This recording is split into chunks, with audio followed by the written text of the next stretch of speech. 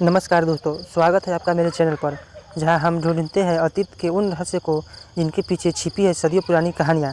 आज मैं खड़ा हूं एक ऐसी हवेली के सामने जो दिखने में जितनी पुरानी है उतनी ही डरावनी और रहस्यमय भी है। यह हवेली बिहार के मुजफ्फरपुर ज़िले में स्थित है।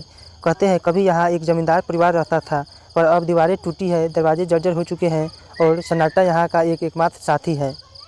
लोग बताते हैं कि इस हवेली से रात में अजीब सी आवाज़ें आती है, जैसे कोई चल रहा हो या कोई धीरे धीरे फुसफुसा रहा हो। दिन में यह जगह शांत लगती है, लेकिन रात होते ही हवा का हर झोंका डराने लगता है। मैं जब पहली बार यहाँ आया तो मुझे भी महसूस हुआ कि यह हवेली कुछ छिपा रही है।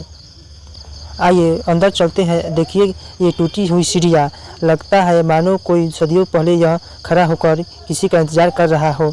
ये दीवारें पुराने समय की गवाह है और इन पर लगी हर दरार किसी अनकही कहानी को बयां करती है।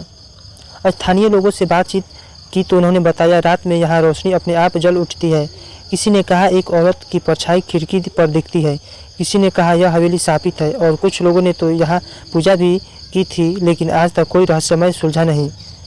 कहा जाता है कि हवेली के मालिक की बेटी की रहस्यमय मौत हुई थी। उस दिन से लेकर आज तक इस हवेली के दरवाजे आंधे खुले रहते हैं, मानो कोई अब भी लौटने वाला हो।